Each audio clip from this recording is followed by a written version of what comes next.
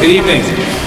Good evening. My watch says 6 o'clock. Welcome to the February 25th, 2020 open session meeting of the Ayer Planning Board. Our first order of business after I now call to order,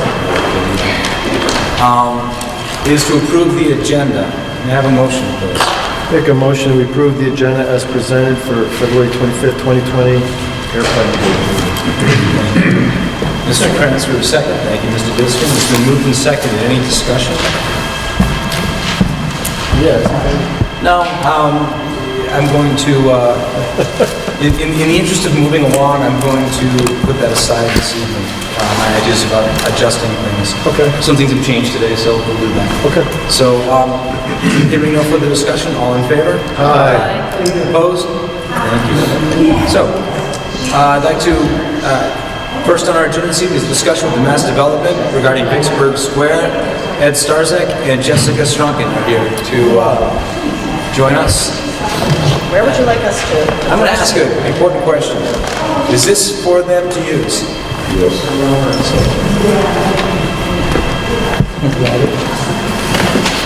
The answer to your question may be not very far away. Stay close. Okay. The two microphones there are not connected to this at all. I think it's both of them as speakers. So this is not connected? That should be speaker-wise. That's I don't not think- camera-wise. Hold this too. Chuck sent me something about this. I didn't have a chance to turn everything on, so if we can do away with the mics tonight. It has to be recorded. Has to be recorded. Is this the recording mic? Yeah. Do you want us to use that? The other two microphones we didn't have anything to do with, so I wouldn't be able to tell you. Oh, no problem. Okay, I'll speak. The small ones, I'm assuming. Okay. Good, thank you. What if I'm glad we cleared that up. we pull up a chair? Would that Yeah, work? go ahead, please. Okay. That way we can get the mics, but we aren't like standing over you. No problem. Oh, and if I may, I'm sorry. Yes. For those of you watching at home, if there's anybody watching at home, we're meeting in the Great Hall this evening because of a previously scheduled meeting in the Selectmen's meeting room, and the background noise you hear are people early voting. Remember, go vote. Thanks, guys. Go ahead. See everybody. All right. Hello. Hello. I'm Jessica Stroman. I'm the Senior Vice President for Devon's Operations for Mass Development, which essentially functions a lot like a town administrator, just not technically a town. And I'm joined here by Ed Starzak, our Director of Land Entitlements at Mass Development, and Karen Davis, who is the Executive Assistant for Devon's Operations. So thank you for your time tonight. We appreciate you putting us on tonight's agenda. This is really meant to be a reintroduction to the Vicksburg Square rezoning effort. For those of you who are not familiar with this effort or past attempts, in order for us to have a zoning change, we have to go to super town meeting. Therefore, we have to meet with all the towns, the planning boards, and the boards of selectmen. And our goal for super town meeting in October is the rezoning of Vicksburg Square from innovation technology to residential use. Susan, Yes. for people who don't know, including myself, what is a super town meeting? So super town meeting is an open town meeting in Ayer, Shirley, and Hubbard, same day, same time, where we, correct me if I'm wrong, Ed, need over 50% in each of the groups. Right. Supertown meeting was invented to approve the Devon's reuse plan and zoning bylaws back in the 1990s. And it's used today as the mechanism for approving Devon's zoning changes, like where we're proposing to diverge from the reuse plan. It has to be approved in that method. So like Jessica said, 3 separate town meetings held in their own towns with their own moderators, simultaneous. And each needs to have a quorum. Only Ayer has a quorum, actually. You're the only. So I think Harvard just added it, Okay. and Shirley does not have a quorum. Yes, you would need a quorum of each. It's a little different from a regular town meeting in that there's no change. No, you can't make any motions to change the question on the floor because there's 2 other town meetings going on that are not aware of it. It's not simulcast. It's 3 separate town meetings. So no changes to the question. And unlike regular zoning changes, it's not a 2/3 vote, it's a simple majority. But all three towns must. Must need that simple majority. All three Making towns it- have to have a simple majority. Yeah, making it a little less simple. So, Thank you. no, happy to, and it's good for us to be aware that not everybody is familiar with the super town meeting process, so I'm glad that you asked about that. So essentially, the zoning that has been in place at Vicksburg Square, if you have not driven by them recently, these are the large brick buildings currently boarded up next to Rogers Field. There's not been a lot of interest in the current zoning, redevelopment of those buildings as innovation technology. We think its best possible reuse lies with residential zoning, and that is why we are attempting this. It's not the only reason we're going to try this. We also feel that there's a housing need, not only in the region, but I think this has been demonstrated as a need throughout the state. So we're excited to go back out and try again to change the zoning to residential. Just to give you a little bit of information on what that zoning language looks like. And I'm going to look to Ed, he's the expert, he's the planner, so you may need to correct me on some of this, but a cap of up to 288 units, so that would be the highest number of units allowed under the zoning change. 20 to 25% affordability, depending upon AMI. And up to 30% of ancillary uses, so mixed uses that would be allowed.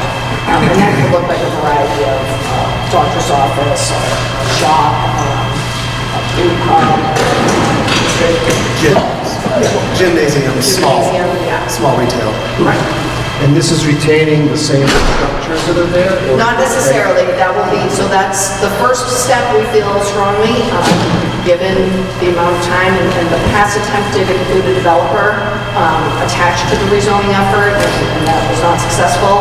I don't see another developer signing on to do this until the zoning is changed. So the first step is really the zoning change, and then in terms of how the buildings are reused or redeveloped, that would be part of an RFP process. If developer comes forward. So do you mind if we just sketch out briefly some ideas like lot sizes, parking requirements, just give us a general sense of the direction you'd like to go with this particular zone? Yeah, so this is right now, there's 4 primary multifamily buildings in Vicksburg Square. They're about 400,000 square feet in total, so approximately 100,000 square feet per building. They would be, the lot that Vicksburg Square sits on is about 20 acres. Right. So we would fit within existing Devon's multifamily zoning as far as lot size per unit without any problems. So it's multifamily zoning we're talking about? Yes, this is multifamily. We're not specifying, we're proposing not to specify condominiums versus rentals. We're going to leave that, we'd like to leave that moot and let the development community tell us what they think, where they think the demand is. I mean, we certainly know that there are no rental units in Devon's today, and there's 5,000 employees of Devon's businesses. I think some of them would like to be able to, some of them are not ready to buy a home yet and would like to be able to rent a house, rent a unit near their place of work. So We've even seen that need amongst our own employees. Recently, we hired a GIS guy for our engineering department, and young guy moved here from Kansas for this job, had a heck of a time finding an apartment.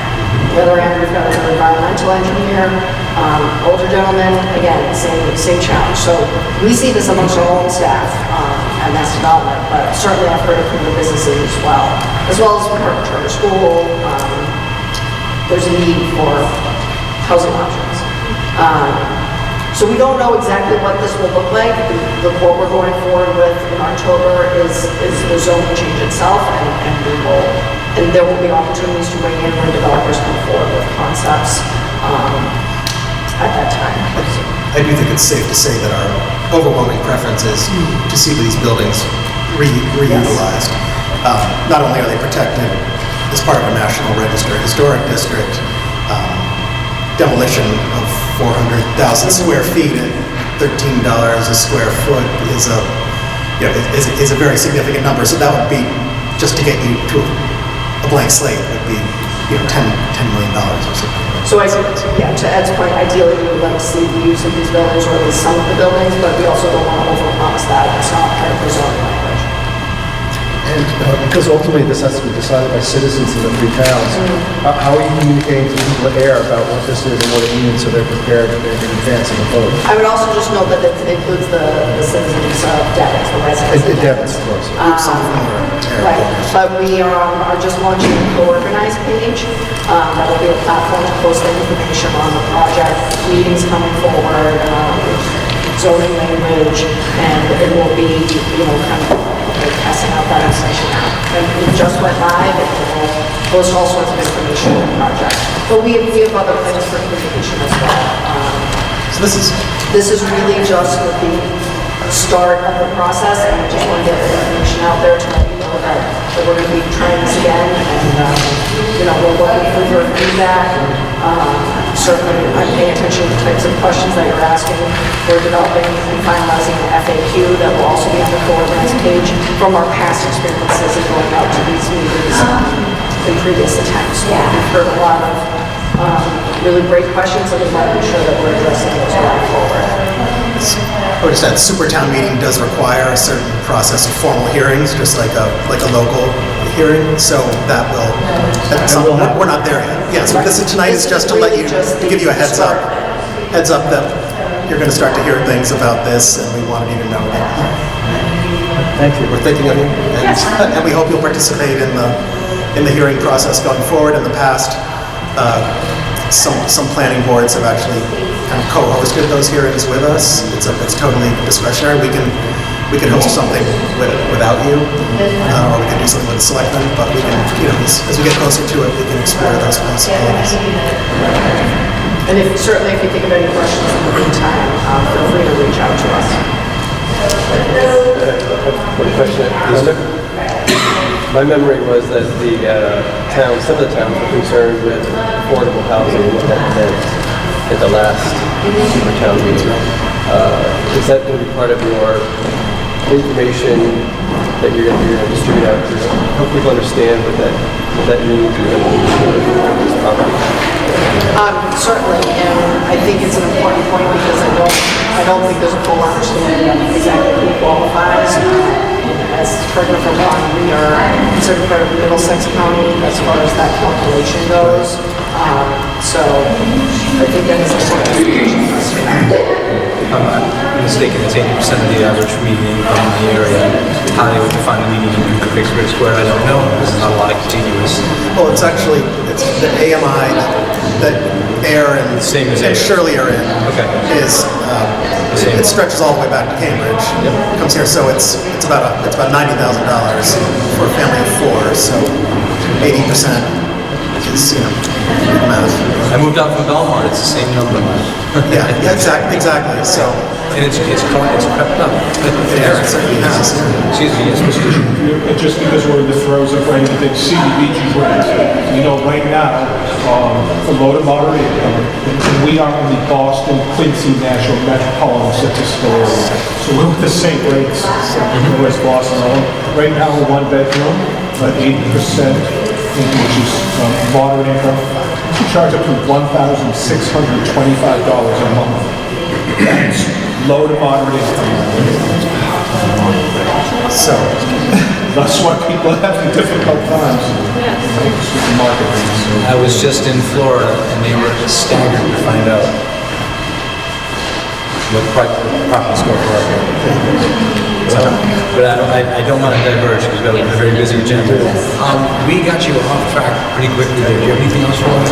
No, I think we touched upon the main points, but again, if you think of questions, we really truly do want your feedback and input as this goes forward, so don't be shy.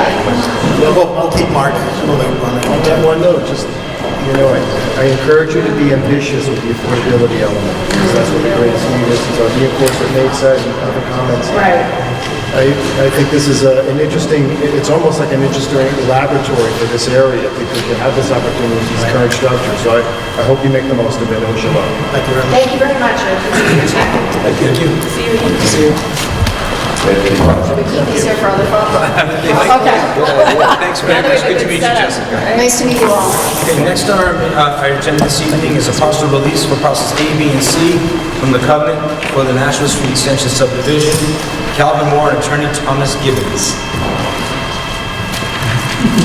Okay, Mr. Leader, I can read into the record the letter from Attorney Thomas Gibbons to the Planning Board regarding this release. Addressed to me, Mark, you may recall that the Planning Board has released all of the lots of the National Street Extension project from the roadway covenant. On the approved subdivision plan, there were also parcels A, B, and C, small parcels of land to be combined with existing lots. I would like to get a release of these parcels as a house cleaning matter. These parcels may get forgotten until an astute conveyancing attorney realizes in the future that they are technically covered by the covenant, and then we're all trying to figure out this years out down the road. So this falls under the letter from Mark Wetzel, Superintendent of Public Works, that told us that the work at Nashua Street was complete. And I have the Form G certificates of the signature of the Planning Board Chairman. Multiple copies. So I think in order to release them, we need a motion. I'm sorry. Yes. I was just going to hand you the actual form. Okay. Do I need a vote or a motion? Yes. Okay, may I have a motion, please? So moved. Go A ahead. motion that we accept the release of parcels A, B, and C as requested by Mr. Moore and per the letter submitted by Attorney Thomas Gibbons. And a second. Seconded. We have a motion, moved and seconded. Any further discussion? Hearing none, all in favor? Aye. Chair, can I ask you something when I drafted, because I filled in all the things for the notary, so I Yeah. can notarize it Sure. before I leave. You just need his, right? Yeah. Just easier, because then I'll have you just stamp it. This was my favorite act indeed. Yep. Thank you. Thank you. Thank you very And much. matches all the other ones. We're just flying through this agenda this night. Let's hope. We can hope. Yeah, I had it all drafted with all the notary stuff filled in, so I can notarize it later. All right. So Calvin, you can pick this up tomorrow. You're welcome. So we are at the next agenda item, site plan review for 14 Washington Street, Cowfield Station, LLC. Are the proponents in the room? Thank you. Would you like to join us at the table? Sure.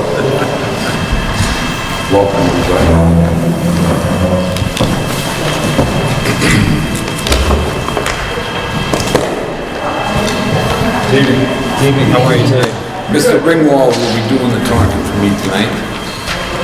For the time being. I was gonna say, should I start the stopwatch?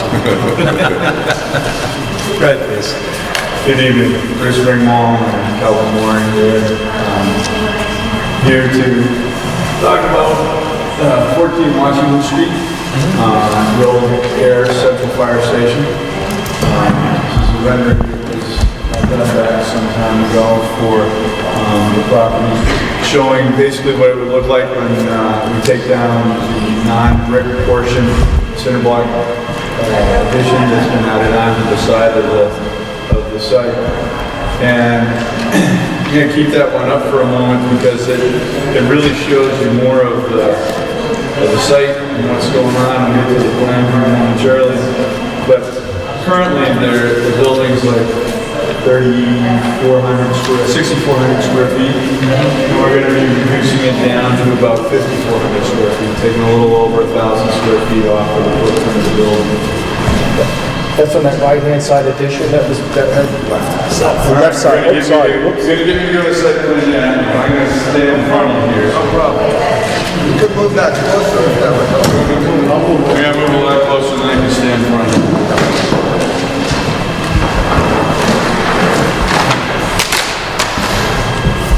So we all know where the location is, right at the intersection of Newtown and Washington Street.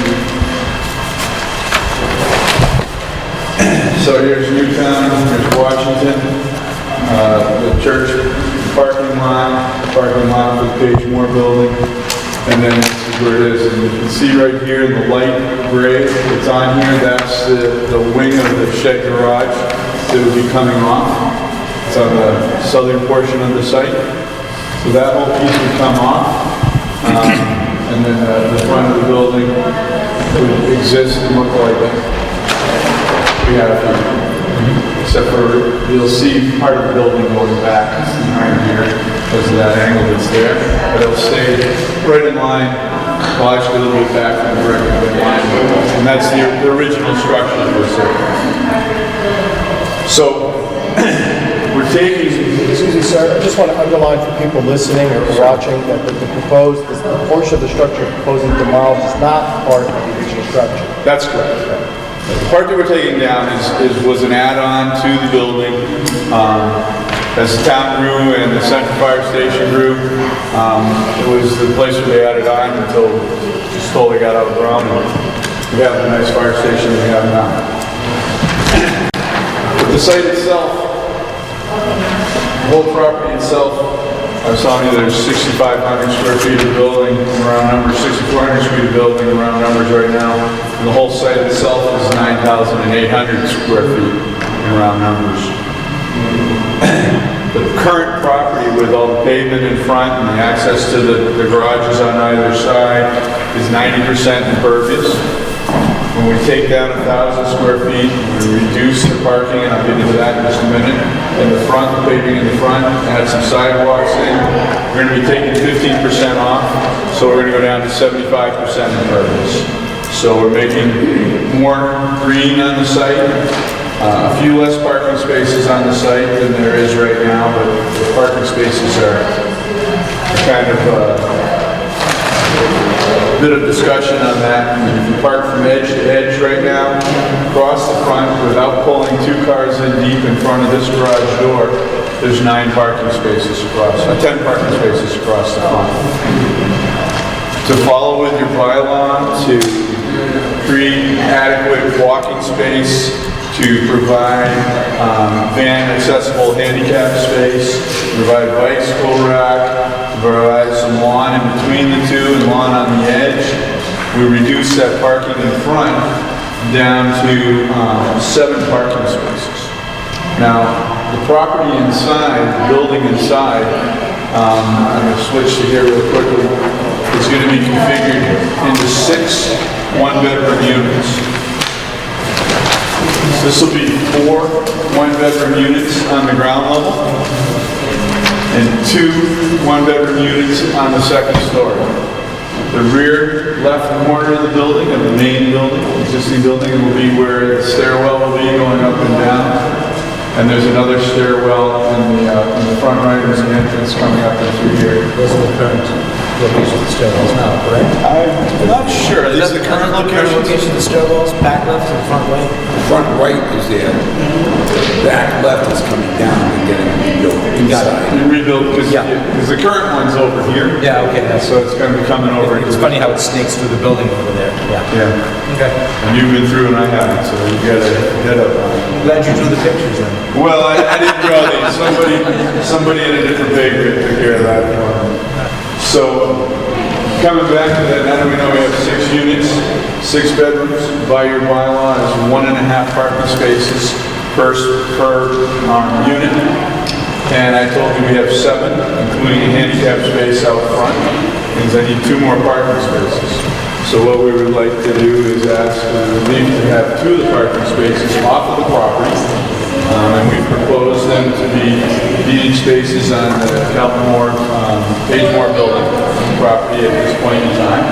And that's permitted through the bylaw to allow for that through special permit from you folks. And that is property that the proponent has control over? That is property that the proponent has control over. Thank you. And then that sets up for the access ways and the space on the site. Now, as I mentioned, we have reduced the impervious area on the site. So we're taking away and allowing for some recharge, natural recharge, because we'll have some areas of lawn and stuff on the site. We ask for a waiver from providing drainage calculations because we have less impervious area. We also asked for relief on not having to do a traffic study because we have very few parking spaces and very minimal use. We're talking 6 units. The addition or the reuse, if you will, of this property, having 6 vehicles or 6 residents here is totally absorbed by the traffic and other development on and along Washington Street. And the other item of relief that we were looking for was the visual impact exhibits. This is the visual impact exhibit that we have is the rendering. We're bringing it back to the historic and original brick building. We're taking away the shed roof garage. We're taking away a number of things that are here. Calvin, as you know, has been over time has been repointing the brick on the building, working on the cupola to keep everything from falling down while we've been going through this process. So that's set to be there. The front garage doors would become stationary doors. They would not be operable. The entrances to the building would be one on this side and 2 entrances on the opposite side of the building, which are back and forth here. To be at this location and these 2 locations. This location and this location will be handicap accessible. This one will have a step to it. And then that addresses that full site. Now, when we submitted, and Mark did his review, he pointed out a couple things that we'd overlooked when Kyle was putting the application together, and that is that we have a section in the bylaw that talks about having an 8-foot separation from the building to the parking. If there's no garages, there were, but there won't be in the future. And having parking not to be in front of the front setback of the building. There's also a section within the bylaw under section 9110 that allows this board the rights to modify those depending upon safety, aesthetics, and the site conditions. So we have a bunch of those things that are in play. Just for some quick examples, the key thing at the start of section 9.1 in your bylaw, talking about uses, it says that you don't want to grant an increase in use. That it'll have an increase in parking demand. 6 units versus 5 engines and 2 ambulances. All right, so if you put 3 people in each engine, which is on the light side, and 2 people in each ambulance, which is on the light side, if my math is correct, that's 19 people coming to park here, coming in to park and get into vehicles and get out. And as many of you recall, and as I recall, I was sitting up here looking at it when it happened before, cars were everywhere when they came in to get into those trucks and head out to emergency services. Some of them were parked up on the side, different places, to the lawn. Many of them were parked and T-boned off the end of the cars that were parked over in the store and along the streets. We're got a use that is calling for 1.5 spaces. We got a 1-bedroom unit in there, and we have the T as close as we do. Probably going to be a few empty spaces out front, say nothing of not needing the spaces next door.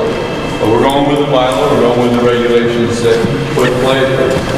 Also, and I'm going to have to resort to my bylaw because I can't remember it quickly right off the top of my head, but the top of the section of 9.1 is applicability.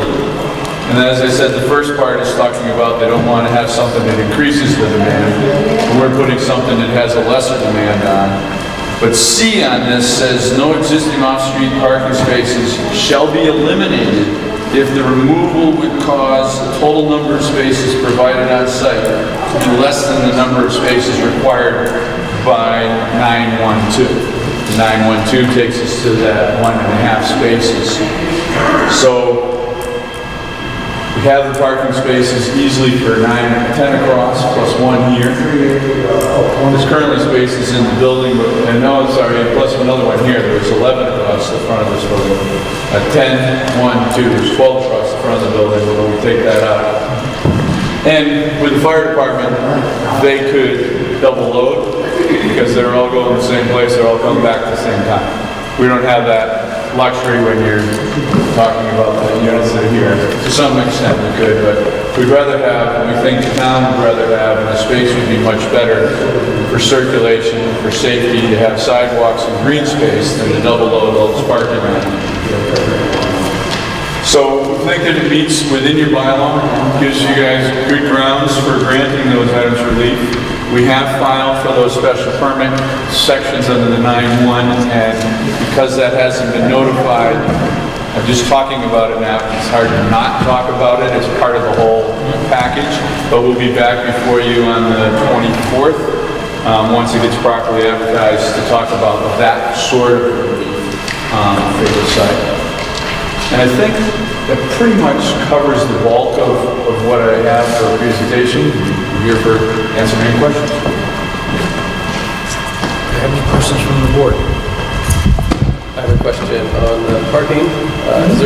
How do you anticipate that will be controlled? Is it going to be associated with a given unit, or are they going to be separate deeds, separate rental? It wouldn't be deeded, but it'd be part of the rental agreement that they'd have parking spot 2.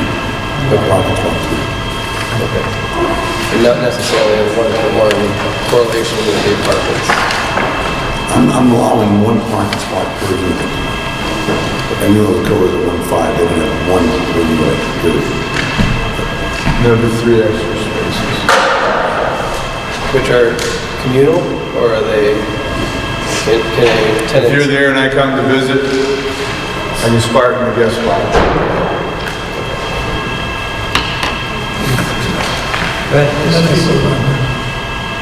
Come on, Mr. Diskin, he's waiting for you all day. Okay, so I'll start with this. If you go back to the rendering, which is what we thought we okay. You'll see there's no parking.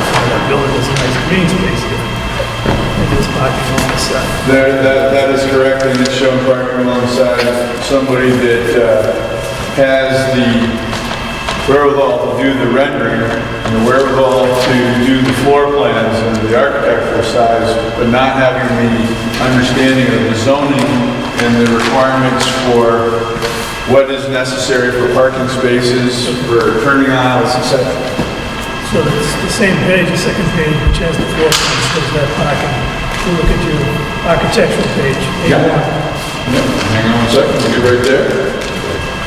You've got different plans completely there with the parking on the left. Yeah. Walkway going up to the right. Yep. So we do a little conflict internally in the drawing, we'll just let that go for now. Would you like me to address this parking on the side? I think when you come to the special permit, there's going to be a lot of questions on parking, number one. So the first thing I found out is that we do have a separate requirement within the parking that says you're supposed to have 1 addition per visitor. So the count is, we're going to add 1 to the count right now. Okay, so we're maybe 10. Looks like less than this. I was looking at that and it talked about a 5% addition. 15%. No, it's 5% addition for the guest space. Right. Or 1. But then I wasn't certain, because the way they have it all semicolon through there, as to whether that was for that last section, because the first one is just 1 parking space per unit for studios, and then it had different categories going through. So I wasn't certain as to whether that played in, or whether the 1.5 for the 1 bedrooms had counted for that. So if there is 1 more, then there's an additional space, we'd have to put D on the next page. Next problem. I think the big issue for me is just the parking in front.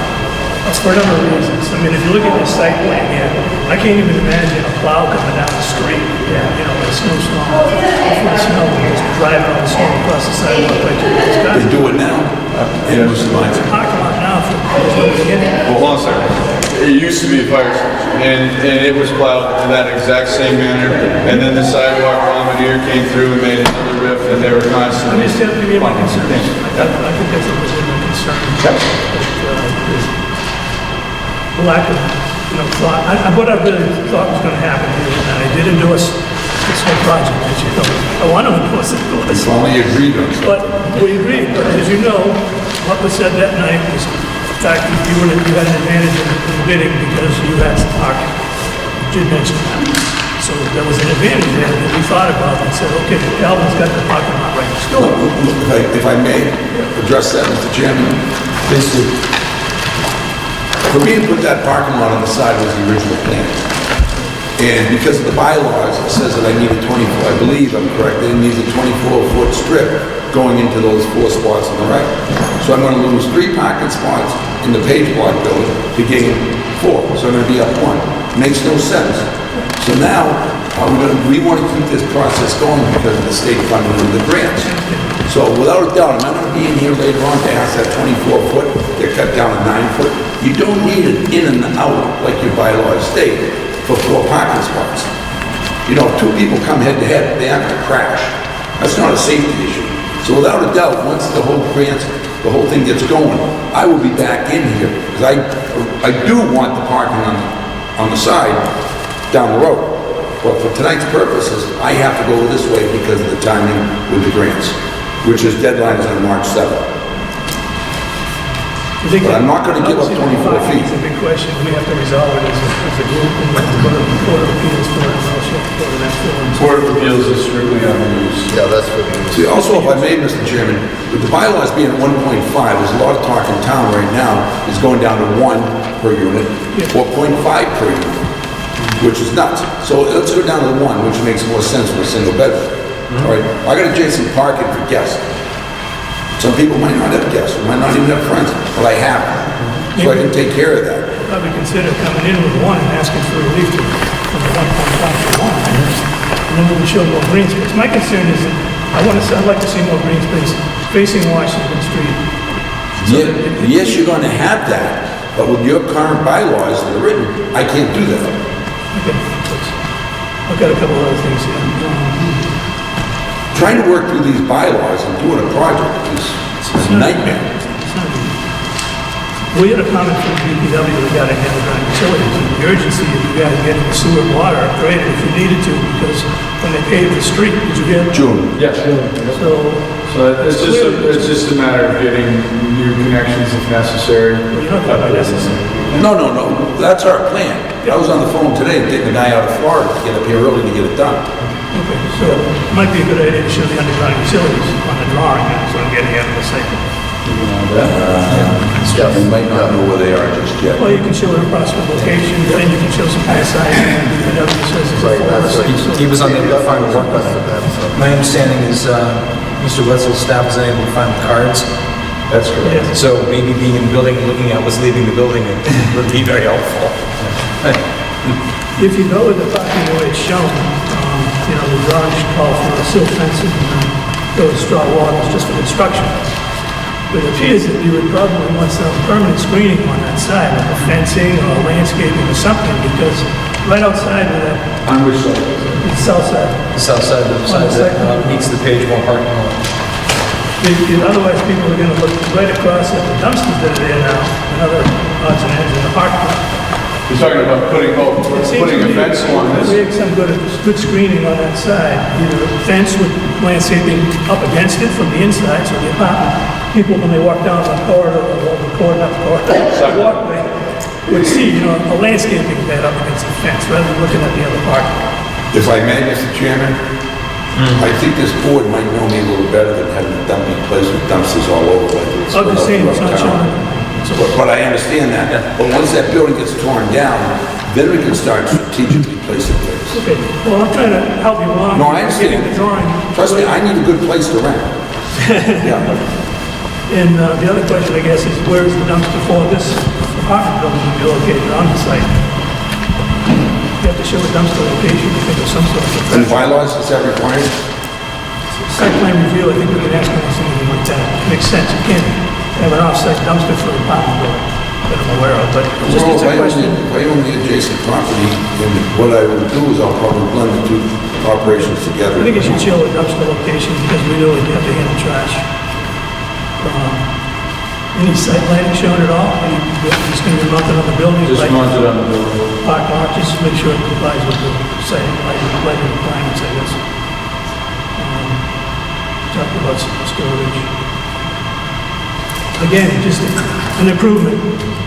Everything shown on the site is concrete, but not concrete sidewalks, but bituminous concrete sidewalks. My suggestion is that you reinforce concrete sidewalks, again, for longevity, for quality, and things that, again, we just showed up to be a top-end project, not a bituminous settles over time, but you can't compact it easily, whatever. It just breaks apart. So to get the quality level up, I suggest concrete and potentially granite curbing going against the building rather than the slope curving and showing the car. This is vertical granite curbing across right here. It is? Yep. VGC, vertical granite curb. That's good. I'll stand corrected. Got you on that. That's the case. Okay, that's good.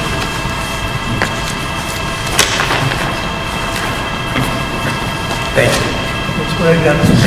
It's not a critique on your abilities, it's a critique from the board. It's gonna make it better for you. Then you can hide them quicker. What's up? That's what I do. Anybody else have any comments on the plan?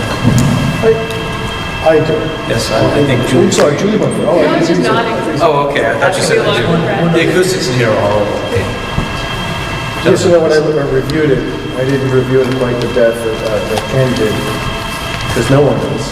That's why we have Kenny as our And I MVP. appreciate and I think well-spoken, especially the bituminous concrete. Come on, beautiful building. The thing that stood out for me was the parking spaces in front. I mean, I think I share with everyone, not only because of the consistency with the law, but because it's such a beautiful building. Why would you stick a wart in front of it? However, and this is a big but, I also get, if that's what it's necessary to move this along so we can preserve this important architectural resource, we don't have that many buildings that distinguished. It's a compromise I'm willing to go with. That's my comment. I mean, again, preference, no, but it's acceptable If I compromise. may, we're just doing what the bylaws tell us to do. Is it what I want? The answer is no. We recognize that, especially in the highly congested areas we've got downtown, automobiles are quickly becoming more of an aesthetic issue than a necessity of living. We're seeing that in a lot of the stuff we're doing. We'll see what happens with the automobile in 15 or 20 years. We're still here. I'm going to ask a quick question on the rendering. You showed both of the arched doorways in the front of the building. Yes. The intention is to maintain those architectural features. Yes. They'll just be incorporated into the wall of the building and... Flip that back over. If you don't mind, thank you. And I do... So those arches, the steel is there. Yeah. The steel is staying. Okay. So then we just have to frame that in with windows Yeah. and woodwork, etc. Yeah. And there is a project in Belmont that was in our neighborhood before we moved out here. Very similar treatment of a fire station turns, a schoolhouse turned fire station, now residential. And it's actually quite nice. And yes, Chairman, it may be the same architect, I think, that made It may or may not be because they did the Arlington, same Arlington fire stations was done by Georgia, and I think he may have done those in Beaumont as well. and what's interesting is, it's funny that the cars are something we don't want, but they seem to fall away when you, in my opinion, the building sits and stands in its own beautiful way, so, no, I do appreciate the chance you're taking in doing this building, and I recognize it is on a fast track. There are some other comments from the DPW at this point. Utilities were one that we talked about. Excuse me for a minute while I check the notes. The other one was that we agreed that there was Stormwater. a reduction in stormwater. Yeah. But would like to see some sort of recharge in the Exactly, so I hope that you would take that to heart. With green space. Yeah, green space recharge, rain garden, whatever works for that process. Caltech, I don't know what the answer is. It's a limited amount of space in there. I personally like rain gardens and stuff like that, but it may not be the perfect place. It's find out what they want from numbers, figure out how to do it. That's the other piece. Thank you very much on that. Go ahead, please. Maybe I could make a motion to accept. No, I was gonna get there. Not gonna let you guys. I know, we dig in before we make motions. Please, go ahead. Very technical. You go to the site plan, you got an arrow on the slope in front of the building. Maybe it might be supposed to be 0.8, it says 3% slope. See it, right in that corner. Which one? Right there. Down here? Ken, if you could speak up a little Yeah, bit, Ken, so that. Speak up in this room. We can't hear you. I can't hear you to put it in the notes, so that's the most important thing. So this is, yeah, that's, should be pointed. Ken, can you repeat the question? There is a typographical error on the plan Okay. where it says, where it should say 0.8% slope, it says 8% slope. Okay. You would fall over. Ken, we're even. Climbing wall. We're even. Where I was gonna be. Well, that's about as close to even as you can get, right? I'm trying to figure out how someone gets, I was trying to figure out how someone would get from that handicap accessible space if they needed to around the building, that's my idea. That's fine. If they were in a wheelchair, it'd be a quick trip. And there are no apartments in here that are designed to be handicap only accessible. No, it will not be. So the question is, why do we need a parking spot? That's ADA code. And That's the for, in the building as well. Mr. Ringwald said, somebody at a different pay grade. Any other questions from the board at this end? Hearing none, can I, please, go ahead, Mark. Yes, I was gonna mention that, the only item on the site plan checklist that is outstanding is the utility plan that Mark Butts also requested, which they assure me is forthcoming. And they have 3 waiver requests that Mr. Ringwald already mentioned. I'm not sure if the planning board can either take those up this evening or take them up in the future. The visual impact exhibits is one which I think they made a good case for, the waiver. Same with the traffic impact study. This is a relatively small project, it doesn't require that. And Mr. Wetzel still would like to consider the stormwater management aspects of the plan, so that for that reason he requested a whole any waiver action for tonight. The special permit for the parking will be heard on March 24th, and we can take up all of those issues at that time. But from that, the plan is ready to accept. Okay, consideration. I accept the motion to accept this plan. Accept the plan. You want to do it, Nate? Sure. We accept the plan submitted. We have seats in the front, would you like to join us? I don't want seats in the front, I want you to talk up. So we're doing the best we can in these seats. We have been, then move up, please. Everyone is welcome to come join us. Is it a recording, I believe? We're doing the best we can. This is unfortunately one of the aspects of this room. I'm not yelling if no one's filling the front seats. What you're saying. I have a feeling we'll have feedback when that happens. Okay. Mr. King, would you like to continue, please? Yes. I move that we accept the plan for 14 Washington Street as presented. Seconded. Moved and seconded. Any further discussion? Hearing none, all in favor? Aye. Opposed?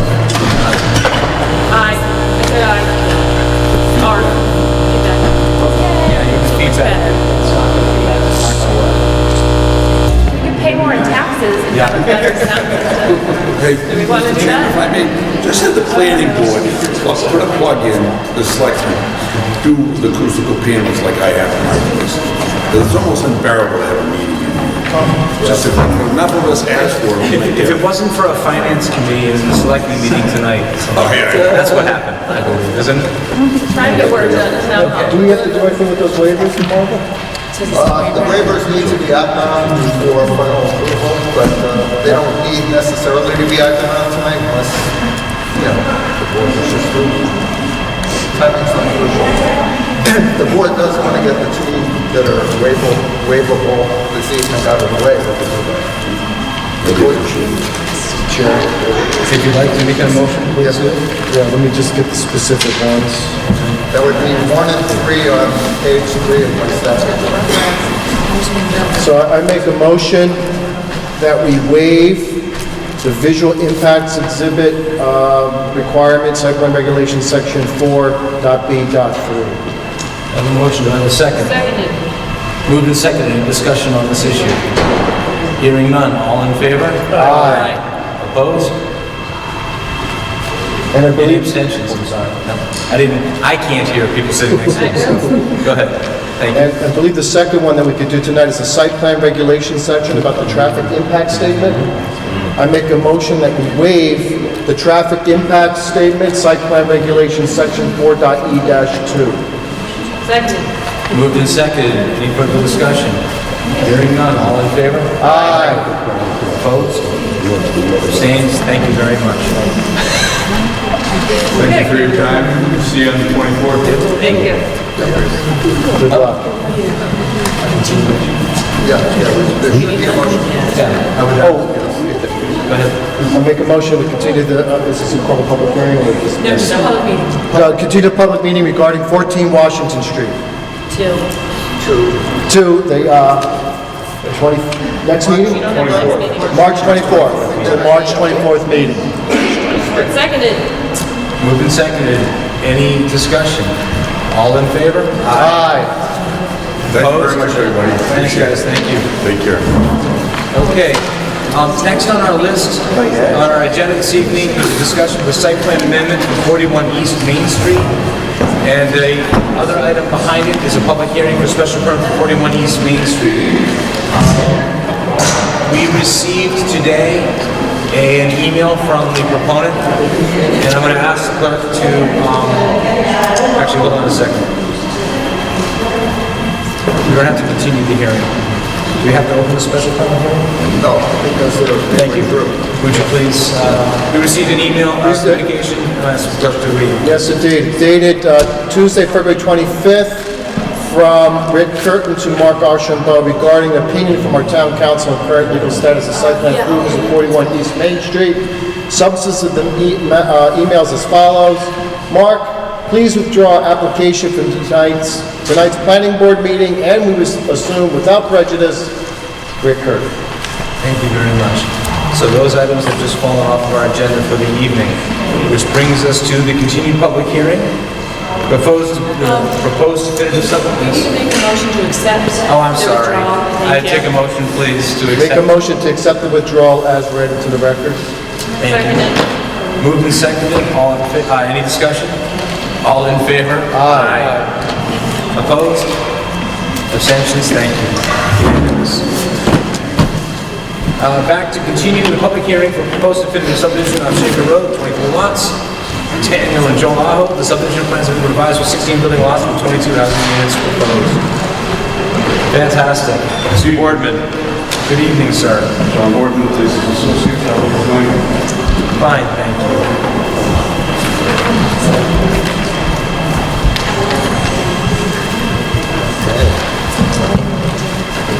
Mark, do you want comments? Yeah, Mr. Chairman and members of the board, based on the two facts that the applicant is giving the planning board an extension to tonight in which to act on the plan, I drafted a notice of decision with conditions of approval, which we can review this evening. And if the planning board feels that it's actable tonight, the planning board could take action on the subdivision plan this evening. Yes. Just so you know too, I have the signature page for that decision without the draft on it. So whatever changes we need to make, I can make those, but you can still sign it. Just Thank you going very forward, much. you know I that. appreciate you doing that. Yes. And I did share the draft notice with Mr. Boardman so that we could have a discussion of the items. Okay, and we are comfortable with referring back from all of the town department heads on this Yes. project at this point? Yes. Thank you very much. Okay, do we have any comments from members of the board?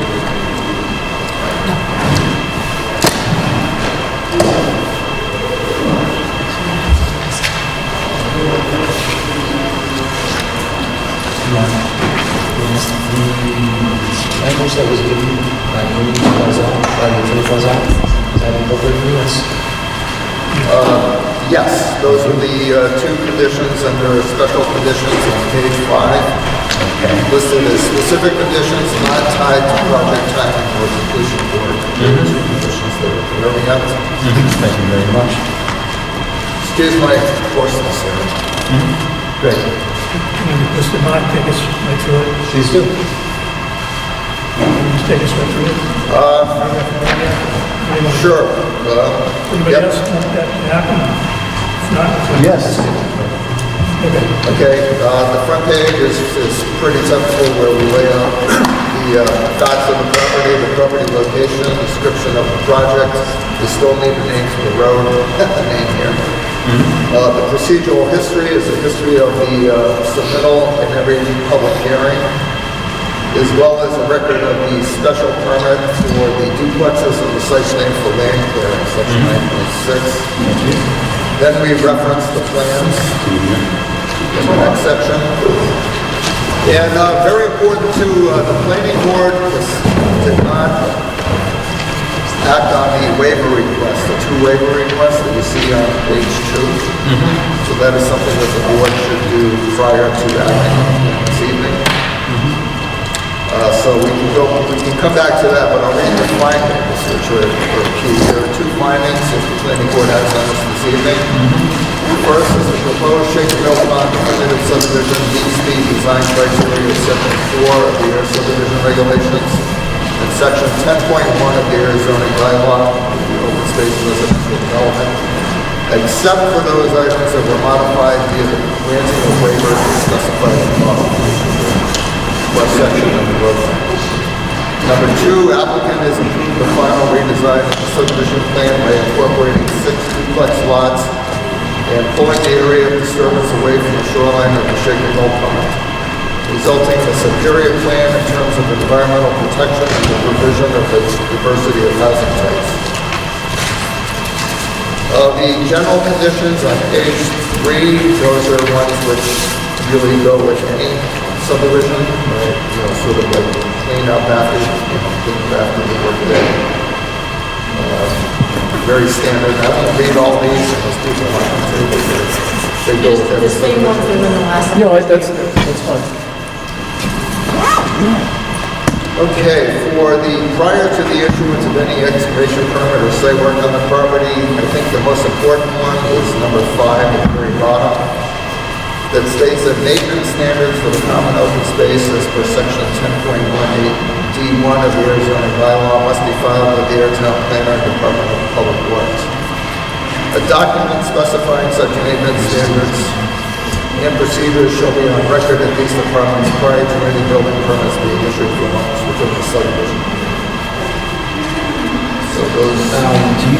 may I ask, Mark, this is going to meet one grinder system. Maintenance standards for common open spaces per section 10.1.8 T1. Are they, is it assumed that they're following this or no? The grinder systems. Oh, that's elsewhere. Okay, thank you. That's elsewhere. I was just curious. There is, it's I read through this. Okay, got it. Page 4, these are still under the general conditions prior to departmental permits, including without activities, DPW, fire, building. Street signs must be installed, planting plans to be approved. I'm sure we have a formal planting plan. The planting is shown on the grading plan, so just a... Well, we can discuss that. It could be a plan list with just an indication where we go. Subdivision roadway shall be assigned a name acceptable to the fire department for emergency response purposes. And we heard that pond view was already taken, so we have to follow something else. Performance guarantee, the applicant shall provide a covenant for required infrastructure improvements to ensure the orderly disposition of lots within the subdivision will be served by properly constructed access ways and other improvements.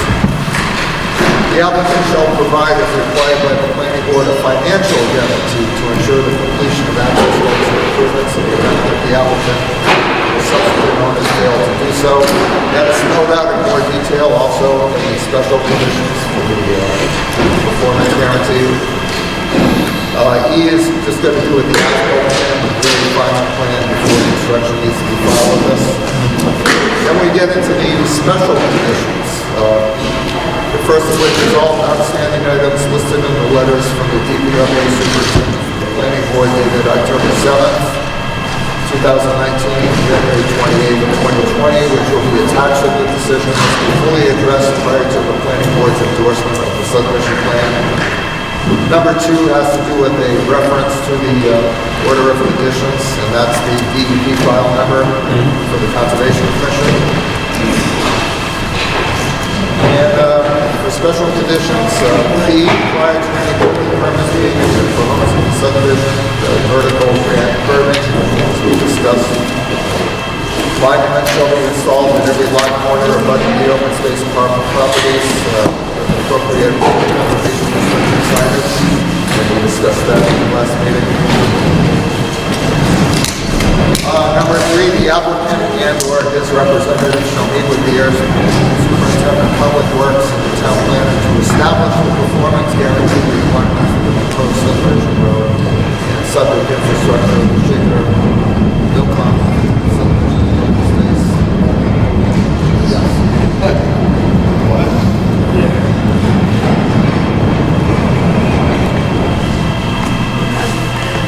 Well, they're gonna move them again, but go ahead. Number 4 is going to do with the E1 pumps. Notice is to be placed in each deed stating that each property owner is responsible for maintenance of the E1 sewer pump system on their property. Granite curbing shall be installed along Shaker Road at the entrance of the subdivision as directed by the Department of Public Works. And number 6, monument bounds shall be installed at every lot corner abutting the open space parcels along with the appropriate conservation restrictions. Is that redundant? That's redundant. It's okay. It's not gonna kill it. Better to have redundancy than not. Our old zoning bylaw has a lot of redundancy in it, so. Well, I guess it is. 6 is, you can take 6. It's in the same section. Okay. Yes, it's 6. Yep. We're gonna strike 6 for redundancy, guys. C is prior to the first certificate of occupancy being issued, cluster mailbox, as we discussed with the other subdivision. In this, we discussed the conservation restriction, and we did this for the prior subdivision too, is that they will, have to get that all squared away before COs are issued, so. Final copy for the first CO. Final copy of the CR should be filed with their town planner. There isn't a lot to see also. It says prior to the first of occupancy being issued. See, a bit of a. You gotta get the CR done later. Yeah. We'll get done. Number 3, the applicant shall submit to your town planners details of the conservation restriction. It's the schedule of inspection, so it goes into a little more detail there. And then number 4 is the homeowners association documents, all should be filed with us. And D, special and specific conditions not tied to the project timing or completion of work. And these are the 2 that were recommended by town council. Number 1, decision and plan of record is not determinative of the municipal boundary between the towns of Ayer and Harbor. Number 2, the applicant owner is responsible for any required permits from the town of Harbor. And that's what I have as my draft conditions. Planning board can certainly modify or add if you feel that I missed something. Fantastic, Mr. President. So, of course, do we need to do anything about provision and construction of walking trails, park spaces for trail users, Yeah, and that's- playground? Is there anything we need to do about that tonight? Well, that's what I wanted to, it seemed to me that was left a little bit hanging in the previous public hearing. I thought that we determined that there wouldn't necessarily be public access, so there would be an internal walking trail. And I know that the Conservation Commission was thinking about doing some sort of small parking area for the people that would use the trails. And the playground discussion, I don't think that was totally resolved, so that's why I have those as question marks on the very first page. But you can have this, because I wanted to.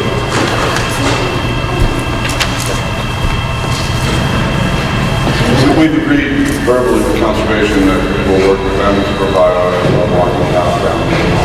So that we've agreed with that. Conservation Commission, I'm hopeful to see that in approval of that. And can we discuss parking with those? The parking is taken off the plans after we basically that it was not going to be a town parcel, that it would not be promoted as conservation land with the need for parking and for access for people from outside areas. So that was one of the plans. And that was agreed with the conservation commission. Good, I just wanted to be sure there was a resolution on. And then I don't think I was part of the playground. I think we're going to play on the whole, right? Call it recreation space. Other questions from the board?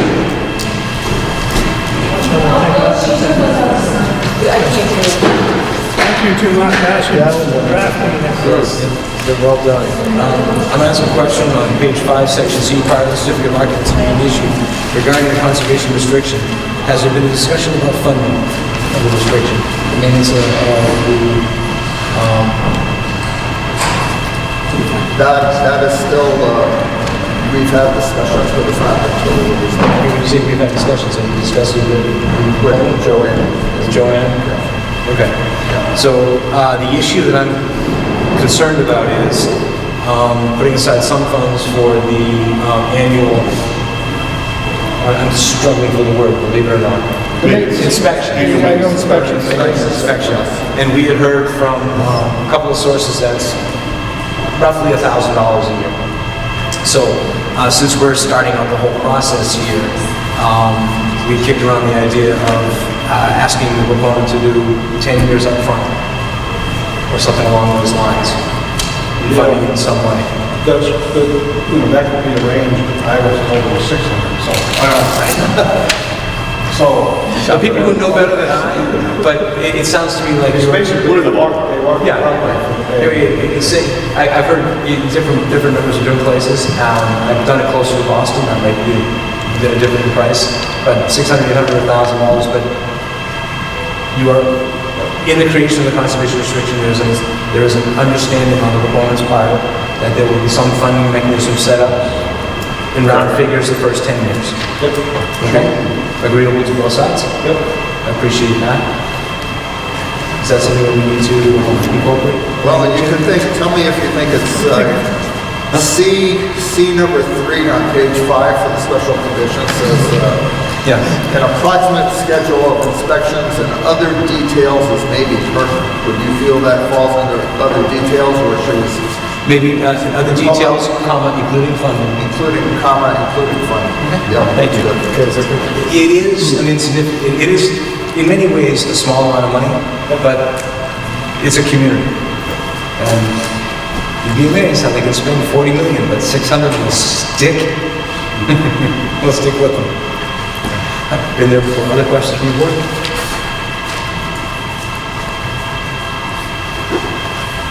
Anyone? I don't know. Just guessing. Okay, there's a potential requirement that the water line is going to leave the town of Ayer, go into the town of Harbor, and back to the town of Ayer. Is that anything change to that? Because if that's going to continue to happen, we have to make the proponent aware of the fact that that requires an annual town meeting, approval by our town meeting under our bylaws of the town of Ayer. I think you're going to We're in the process that will involve this. the DPW is But it's not annually, it's no, at one meeting. That's another time. There's actually, my understanding, there's 2 processes which that can happen, and I'm just being told that by council. So one of them is a town meeting, and one of them is a licensing issue, which is less involved. Whether, again, all the parties need to agree to make it happen either way.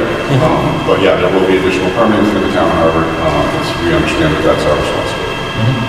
My concern was that we have one engineer that just doesn't involve the town of Harvard, but any other permits that might be required by the town of Ayer as well. Under the specifics. So we have a number 2, and this is the last one. Applicant owner is responsible for permits on town of Harvard. couldn't we say something along the lines of maybe if required any additional permits from the town of Ayer or the town of Howard? Something along those lines. Is that redundant? Because we're already working within the town of Ayer. No, we could do that. There's no harm in doing that. We could say, we could add any required permits from the town of Ayer and the town of Yeah, Howard. I have similar language in the site plan that says all other permits, other departments need to be approved, and I can just throw that in general conditions. It's already in our site plans. The site plan that we did for this project. Yeah, it's already in our site plan. It's already in the site plan. They have to resubmit get all other permits from other departments as necessary. And that includes state as far as EPA and all that. So. Yeah, well, that's possible, at least So it's in the site plan for that, but I can take that same language and throw it under general conditions, because it's basically general condition. Okay, thank you. Yeah, all You're necessary permits. While we're on water pipes, I know the DPW was concerned about the pipe that returns, right? And we talked about that. Does that need spelled out, or is that clear in general conditions A8? That the oversight of the DPW is enough to cover their concern there? That's spelled out pretty clearly in the two letters that the DPW sent to you and to us that are referenced in the beginning of this document, the ones that we need to comply with before endorsement. So I think that's in there, that reference. Any further comments from the board at this point? Any comments from the people in the room? Yes, please. I'm going to ask you to speak up, Mr. Curtis. Is there any accommodations for the trucks that have been passing there as we discussed? Can you comment on that? Did you receive a letter from us? I did receive a letter yesterday. You said, I got it yesterday, I was out of the country for a week, but I did get that. Okay. I'm ready to address your question at the end. I'm sorry? I'm ready to, you had a question at the end? Yeah, the question was, do you have anything that was, so this is the issue about the previous permits being issued is only allowing maintenance and emergency access through the easement? Yes. Okay, and that has been used since you've been using that easement for delivery vehicles? For all deliveries. Exactly, for delivery. So I guess the question was, we were looking to see if you had any records of permission being granted by either town to be able to use that easement for anything but emergency or road maintenance. I don't have any physical records, I haven't been able to find any of those, but I do know that based on Mrs. Shields, she's been a neighborhood for 30 years. That's the only way we've been getting trucks in there for about 20 or 30 years. Other than that, I don't have any documents. Okay, thank you. And I do have If I could just come in for just a quick second. I'm This is- Stephanie Goodman. I'm an attorney. I'm from Holden. I'm here with Mr. Curtis. And hopefully we can, if you're willing to listen, I did do a little bit of research for the registry records. Can you hear me now? Okay. I have my hearing, so.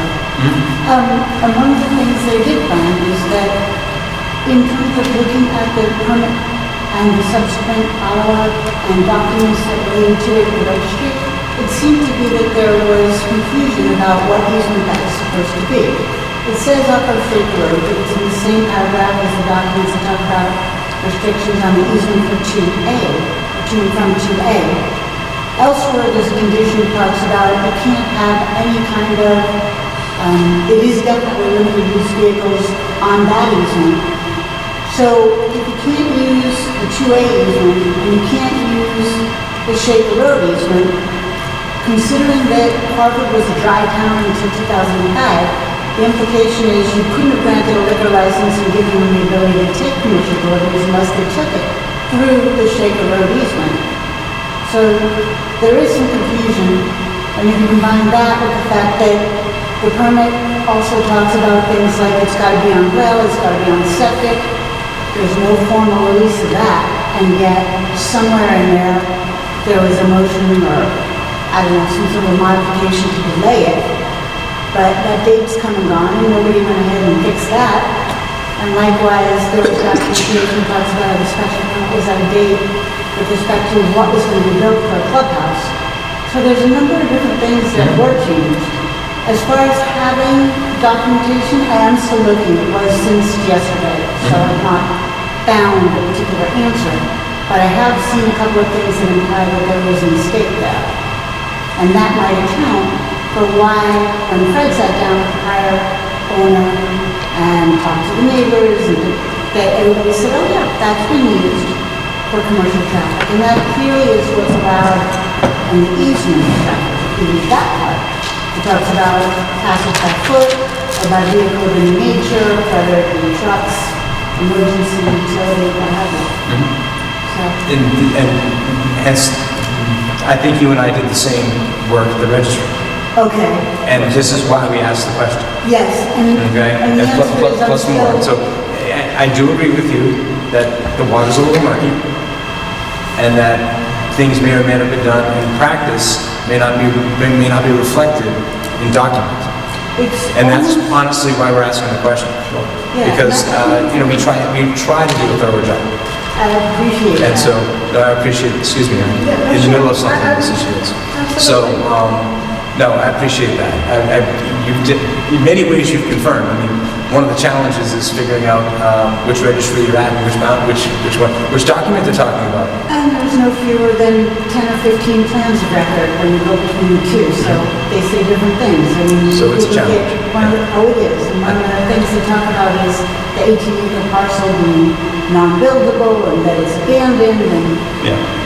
so I understand what the effort is, and I don't want to overstep my bounds, but nobody is saying here, oh, please don't build. This is not one of those Indian banana things, it's nothing No, like that. and honestly, many issues came up with this parcel, and one of them was access to the back parcel. And Mr. Curtis, I have to apologize. We've had Curtin and Curtis back to back for like the last 2 weeks. Mr. Diskin has to keep reminding me who I'm talking about. Age is a beautiful thing. So the reason we're doing the work is we're trying to be as thorough as we can. So in hearing your description of it, a little bit frustrating and a little bit murky. I'm not at a dead end yet, because Okay. I have a few people who might have some answers. I've left a message and... I missed that. Could you repeat it again? Oh, I just said I'm not at a dead end yet in terms of whether that restriction was supposed to apply to either the 2A or the Shaker Road access. I can tell you it's been going on for over 30 years, and it's tied largely, I think, to the language of the easement. So the question is, will you have, I mean, I know I'm going backwards for you folks, and if we're going too far back... I'll go back. But if you'd like to meet after the meeting, I'm happy to share this folder with you right here, which I have, which will verify everything you've found and maybe a lot more. Okay. I won't say I'm shy on reading material, but I'm definitely interested. You really are a lawyer. I'm sorry. So, no, And you'll find, and again, you'll get to the same conclusion that it's... the emphasis of the question was documentation. Settle it down and move forward. I'm a great believer in the registry and how the registry works. It's how we generate value. So that's one of the reasons why we did it. I also read the same sentence the same way you did the first time through.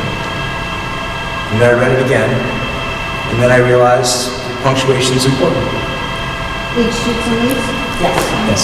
But that's, again, above my pay grade, so, to a certain extent. Understood. It's Yeah. just that there've been so many differences from 89, but one of the things that I wanted to impress on you is that there would be no possible way of getting the deliveries in to the back of the clubhouse, which is obviously the intent from A, letting them go ahead and build a golf clubhouse, and B, giving them a liquor license if they couldn't get commercial deliveries. So if you cut off every other access, I'm not recommending that. possibility is something is wrong with it. And I don't think, the intention was not to recommend that. The intention was to clear it up. Okay? So, in lieu of the workers, could there be some consideration for truck travel down through there to be safe there? if I recall, you were concerned that truck travel was creating an unsafe condition. Unless it could be separated. Well, it's not unsafe now, but with the advent of houses, and if it's in front, for my letter, it would become unsafe in my opinion. In my opinion. I don't mind houses there, we just want to be able to get our trucks in safely. If it's deemed by a traffic engineer that it's safe, I mean, you've heard my opinion, I've said my word on it. That's all I can do. If I remember, Mr. Sanders did not determine to be. Yeah, we had, well, we tried to hire the traffic engineer, and we did a traffic study, and, the car counts and whatnot. And I don't, his opinion was that the count that you gave him, which was the 4 or 5 trucks a day, seemed to impact the neighborhood. But that doesn't end the topic, because in defense of the whole topic, or to continue discussion, I actually been to the town of Harvard myself, including yesterday, to try to get to the bottom of this. And we're going to find it pretty impossible to get exactly the answer that we're all looking for. And it's fascinating. I've also looked at the liquor applications for the liquor license, and I figured that had to be the answer, because maybe something happened then. 5 years after the bill, I've asked for amendments to the site plan, I've asked for amendments to the planning board decision. It's just not there. A lot of it is simply, it's original documents that simply seem to be what exists. And the site plan does exist in both town halls. There's one right over here in this little corner, and there's one in the planner's office at Harvard. And that site plan and its site plan decision that goes with it basically indicate that same confusion. That, we talked about the easement only being for emergency vehicles. It shows right on the plan. And then you find out that when you actually talk to people, like Mr. Shields and others, they tell you, oh, it's always been used for trucks. And you even talk to the building inspector, oh, it's always been used for trucks. But there's nothing that tells you that that's the way it goes. And it's fascinating in discussion, because how do you tell someone who's got a business that they can't drive a truck down a street into the building and take a delivery? How can you tell them you have to be in another town for deliveries? For what it's worth, one of the other things they did look at was police line separation. It talks about if you have a situation where somebody has bought and paid for an easement and needs to cover X, Y, and Z, and you have somebody who's taken the other property with the knowledge of that existing easement, then they can't do anything that would unreasonably interfere. See that in the original deed? Right. Yes, I've seen that from 5, 6 months ago, 7 months ago, whatever we started, I'm sorry.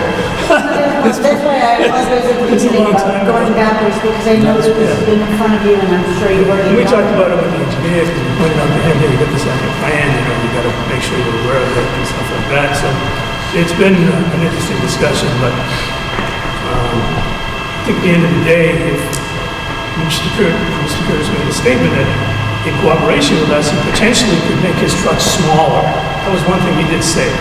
So, with that happening, I think maybe we're closer. And, it is what it is. Can I ask a question? Because I don't know really much about this at all. When you talked about how you couldn't pass liquor through Harvard to get... Yeah, the original permit, there was no liquor license. Goes through Harvard. No, but the original permit, as she points out, so there wasn't no liquor in the golf course. That doesn't prohibit transport. From one side versus the other. Into Harvard and then back into here.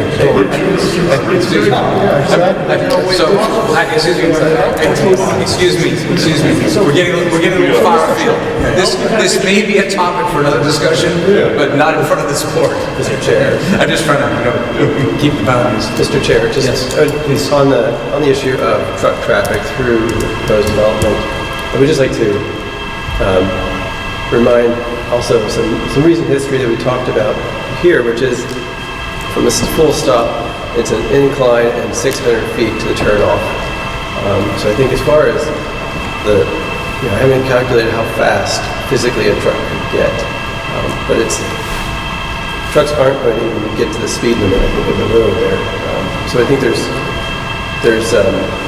good reason to believe it's going to be really slow traffic. Safe. And we recognize you have a business there, and you need to maintain that business, so that was the reason for the question. I have a feeling no one's thought about it. And it's become practice. And you're an attorney, and I'm not going to talk about, what's the easement again? Never mind. It's a right of way.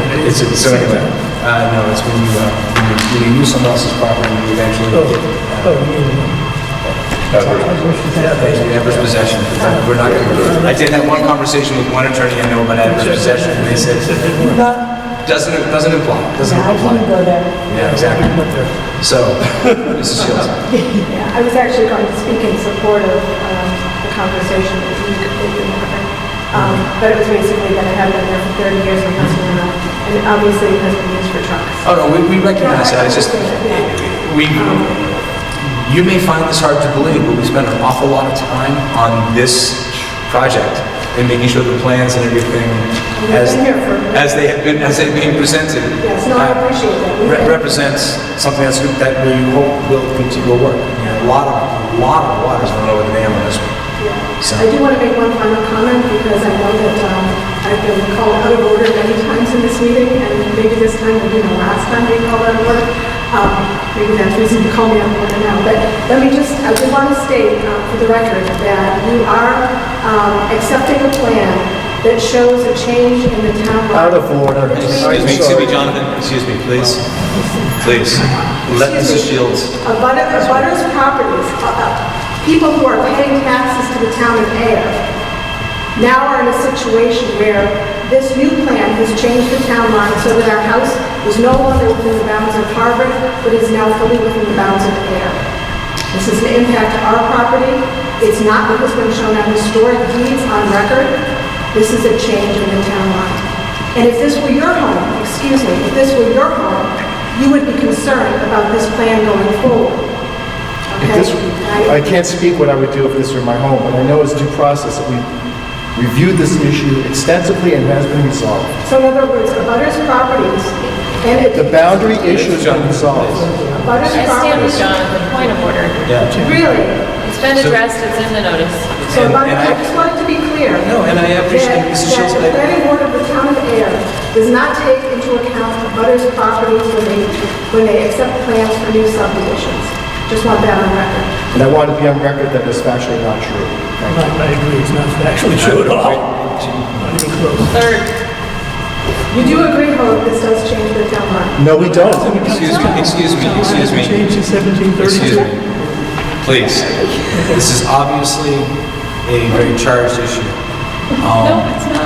I believe I'm going to ask that we be in a position now where we agree to disagree. yes. Okay? And move on, please. The board is in agreement. And Mr. Shields, I do appreciate that you have been bringing this to our attention on And I a think I've fairly been regular respectful. basis. I think I've been respectful in my approach. I would like to ask if we can have a copy of the draft proposal. Is that public? It will public, yes, it is of course public, but it will go from draft, depending on the actions we take in a few minutes, it may no longer be a draft proposal. The draft proposal will be part of the minutes, so whenever I type them up, they all get put in the binder. Anything that's presented to this board during the meeting is part of public record, and then, so I have, 40 years worth of minutes and documents, and anybody who wants to, hey, you can read my chicken scratch, you can read the transcript. It was very difficult, Mark, for me to hear what you were saying. I think it was point number 5 about the town boundaries. Could you repeat that part for me? Sure, this was, Page 5D, yep, number 1. specific conditions, the decision and plan of record is not determinative of the municipal boundary between the towns of Ayer and Harvard. Number 2, the applicant owner is responsible for any required permits from the town of Harvard. Yeah, From the towns of Harvard and Ayer. the towns of It Harvard. will say something, the second will say something to the effect of from the towns of Harvard and Ayer. That's for the gentleman that we're going for the project. Thank you. Thank you very much. I'd like to make a motion on the waivers.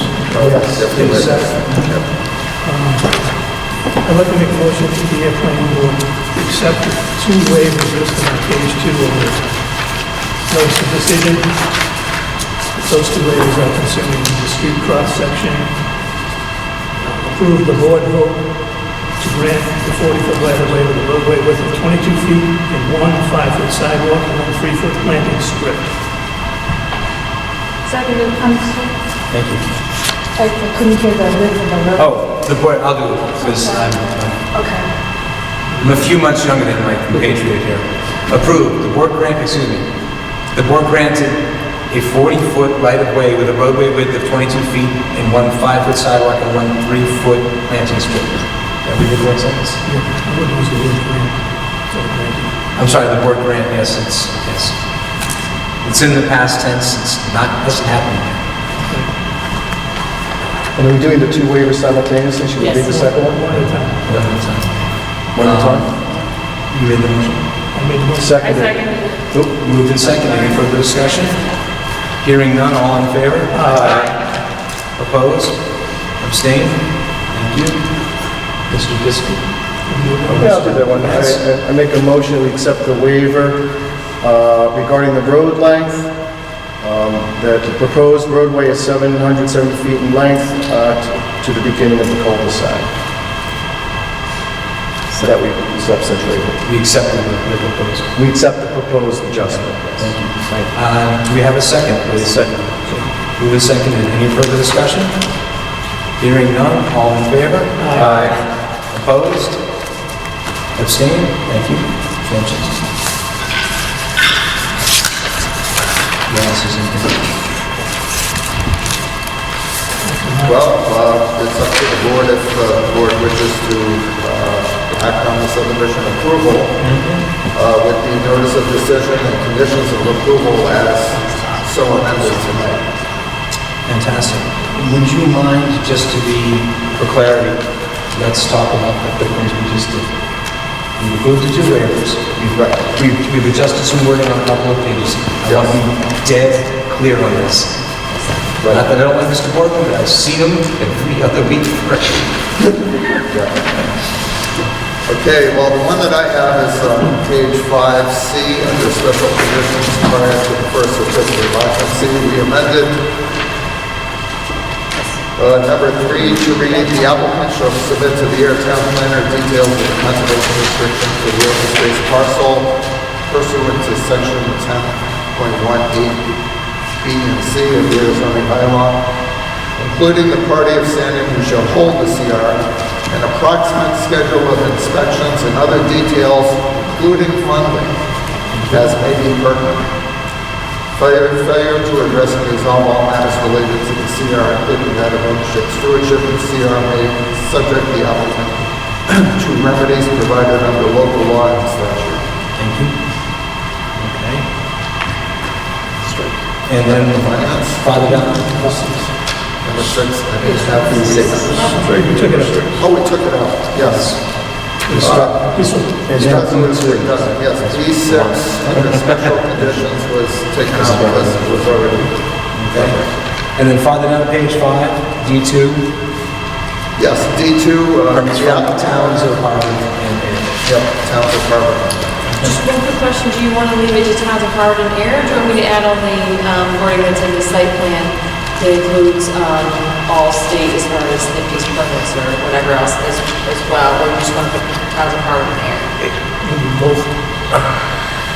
It seems redundant, but we should make sure that we require the permits of the towns of Harvard, Ayer, and then the everything Commonwealth else? of Massachusetts. Okay, so I'll put the general ones Yeah. that I have in the site plan in the general conditions, and on the special, we'll just add the target. Okay, thank you. That way it's in the other place. That's going to be number 10. So it's as a time in the general condition. Okay. Yeah, it'll go under special, it'll go under general conditions, it'll be number 10. So it's Yep. And if anyone has a question of the wording, it's already been on the site plan, we've already approved, but we'll send it to you. Fantastic. Does the applicant have any questions, things to say?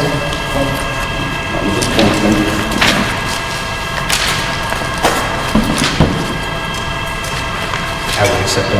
I make a motion that we accept the notice of decision as drafted by the town planner for the Shaker Mill Pond Open Space Residential Development with the conditions stated in it and the amendments as discussed this evening. Second. Yeah, I would just add that the motion should also include the approval of. Are you actually approving the subdivision? They're actually. This is just your thing you're signing Not just that accepting. allows you. Oh, and then we approve the subdivision Subject to the notice. subject to the notice of decision And conditions of approval. and conditions of approval As amended. as amended. Thank you. Seconded. Moved and seconded. Any further discussion? Hearing none, all in favor? Sorry.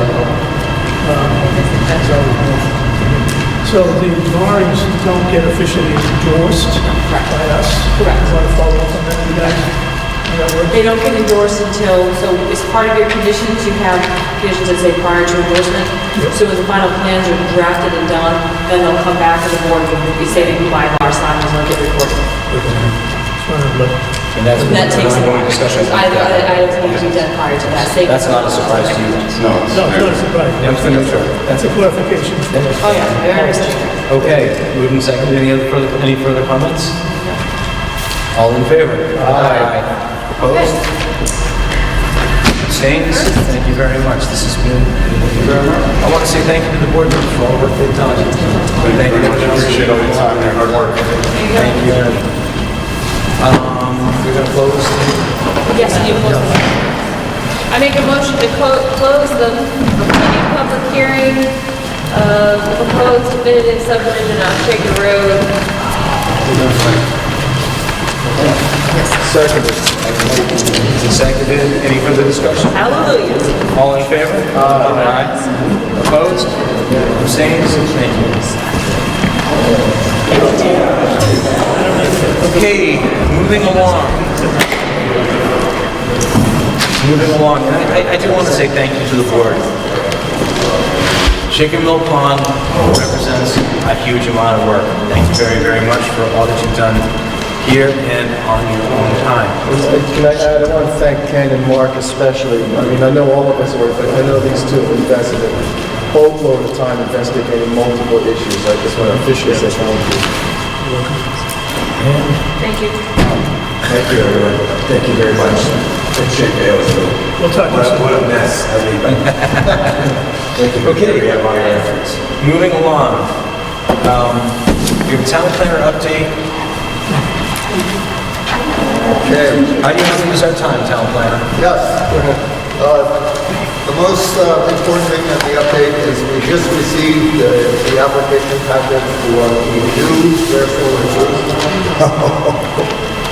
I have not looked at the plan yet at all. It came in last Friday. I haven't had a chance with the planning board meeting tonight to have it ready, but I would say likely to be also on March 24th for the opening of that site plan meeting.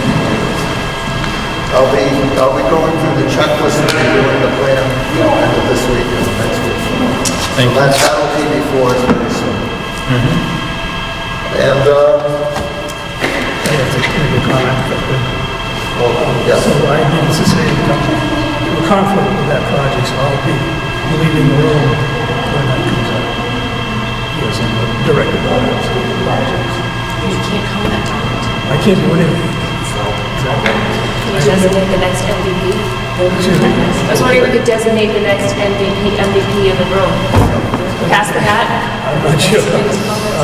So, and with that comment, if it starts on March 24th, town elections are in April. Both Nathan and I have completed nomination papers. Thank you. And we will be holding, as is typical, board elections as soon as the election happens, should we be fortunate enough to be returned to the board. And with the fact that Mr. Diskin may be recusing himself from the conversations, we might have to think about that a little bit at the beginning. And whether that's extend the time to, we'll figure that out. Yeah. But think about how that impacts. And I'm happy to have conversations with anybody on a one-to-one basis about that. The other update item concerns the subdivision regulations. Because we have a gap in some plan review, we can schedule open the public hearing for these on March 10th. As long as you give me everything so I can post it. Yep. Oh, yeah, I will. I need to clean up just a few things. Post a public hearing. Middle of next week. Yes. So if the planning board is amenable to that, we can open the public hearing on subdivision regs on March 10th. I think that's a great use of our agenda, and I would really appreciate getting it as soon as possible, mostly because We're getting, Yeah. we're getting, You should have- I know, with your final Oh, comments, the final excuse me. items. Yeah, so- With your final comments, Yes, minutes. very soon, yeah. I am going back to my 5:45 a.m. start time, Ouch. in the next 3 weeks. And so you'll have my attention after 8 o'clock at night, especially printed paper. So I will give it, of course I will give it the time it needs, but Yes. it's nice that I can bite it off in small chunks. Right. Chair, I have a question. Yes. So I did, you can tell, Mark made a few marks. Yeah. So I'm wondering what the best way, should I meet with Mark one-on-one to go over some, like, is that the most appropriate way to do this? Most of them are just typos. Or, after. Do you want to just hand it to him? Put your name on the top page Well, and hand it to him? actually, we could let's set up a meeting. Okay, don't let me forget, please. Oh, no. Okay. Yeah, In fact, if there's something as simple as typos, and just whatever changes I make, because as soon as I post the public hearing, whatever changes to that will affect the public hearing. That's right, that's why I want to get to So I have to before have the the public final hearing. draft in order to do the hearing. Maybe we could even make If I this can get it all Friday. done, I can post that Friday, but I'm not sure if we can or not. Friday AM, maybe? Because I don't have it by next week, we will not have it. Okay, good. I'll make a big start. I imagine you're probably all friendly. Yeah, so I need to post that public I hearing. can tell you right next away, most of Friday, the or not. extremely simple typos, there's only one thing that's really substantive, and that's that issue of, can remind me the, Enforcement. enforcement of the progress report. The whole thing about what's in the progress report, who's responsible for it, how was it enforced? Just because that's my biggest one, the other ones are mine. Okay, all right, thank you. Okay. Yes. Is that our town plan update? Yes. Fantastic. Oh, under older new business. Could be either. Well, I'm going to use my rant, okay, under old business. Can we please finally put to bed whether or not the state attorney general has accepted our latest updates to our zoning bylaw changes? With that being said, can we please get hard copies of the latest changes to each member of the board by the next meeting? Thank you. Yeah. Good. I said my piece. To make it simple, we just need to get the pages that were changed, right? We don't need the whole Well, thing. To be honest with I you, can print the whole thing. In fact, I just received the form-based code section from Alan yesterday. So finally, we can print it. I want to get them formatted a little bit better, but even before we do that, Please. at least you will have the text. that- please, you don't, if we have a hanging indent, it's okay with It's me. okay. All right. I really do need to know that when I'm reading through an application and I'm Yeah. going to the section of the bylaw, that there's no question. Yep. Okay? So, Please. Yep. I live in a world where there's question. We don't want question. Yep. So Thank you. we'll get the bylaw to I the didn't board, see it. pre-formatting, but we. Good, thank you. Mr., and by all means, if it's available before the next meeting, I'm happy to work on picking it up. Tuesday evenings, I'm in town. Yep. Okay. Mr. Diskin has an item for us. I should have brought this up with 14 Washington Street when they were in front of us. We voted in a prior meeting that butter notification is going to be required for that site plan. Did they Yes, bring yeah, in the they did. tickets? Do they email them to me? So I have those on my computer. So I do I have would them. like them to open up saying that, that we were aware of that. But I do have them. Because I did ask the question, because I need them for the special permit application. I got to resend out notices again, they have to do that again. In addition, I saw a note that they were going to request tonight that we waive a butter notification for the special permit since they hadn't done it. Yeah, no, they can't, state regulation, they have to notify about special permits. So can't wait. That's good. So that's- And I Bruce said I knows just that, saw a that's note probably why about he it, didn't but mention it. follow up. So Bruce knows better. Okay, Which is thank you. why he probably didn't ask me. And as I said, some waivers will grant, some we won't. That's right. It's the way it works. So, yeah, if that's in the old letter, it's not in the new one, the one I got on the 24th, because I told Bruce that, because when he came in, he said, well, we're in a meeting, and he laughed, and I emailed him, oh, by the way, you missed the deadline, this gets pushed back to the 24th, because I need to notify the paper for 14 days beforehand, plus the right notifications. That's So the fine. new letter that I have that's dated yesterday, I'm sure does not ask for any of those things. Okay, thank you. Thank you. You're welcome. Any other new or old business to discuss? And one more thing. Please. This has to do actually with the first subdivision, which is hanging out there waiting for our endorsement as well, with the same type of language on the conservation restriction. So both of those applicants are going to be waiting for the planning board and conservation to tell them, this is the way we're going to do it. And we're going to have a homeowners association with the conservation restriction held by the town. If that's what we want to do. But I think both of them are in the same boat. We do have a letter from way back from Goldsmith regarding John Carroll that we need to give him an answer. So I don't know how we get to that answer, other than we've got all the information now. There's other items on that subdivision, there's other items on that subdivision that are not besides that. Yeah, but let's, We do need to have a conclusion to it. right, and so, we're a little in new territory, though I think it was interesting to find out from the Audubon Society a few weeks ago that we really weren't as far adrift as we thought we were. We're in good shape. So, Mark, I'm going to ask you, put it on your shoulders, to double check on how, what language we need to put in a conservation restriction. To tie that one up into a tie the ball on that one, okay? Which is basically, you know, Mr. Distance at a homeowners association or not, something that will hold the restriction, okay? And I would honestly turn to, I can't remember her name, Nancy? Oh, the one that can't be Yeah, whatever. Trustees of reservations. Trustees of reservations, excuse me. Yeah. Sally Naser? Sally Naser. Sally Naser, sorry. It's the Anna Naser. So, but they're being done all over the Commonwealth of Massachusetts. Let's not reinvent the wheel. Let's find out what's happening and just do that. Okay? And if you see anything markedly different, by all means, bring it to the board, but I think we can move that quickly and make a decision.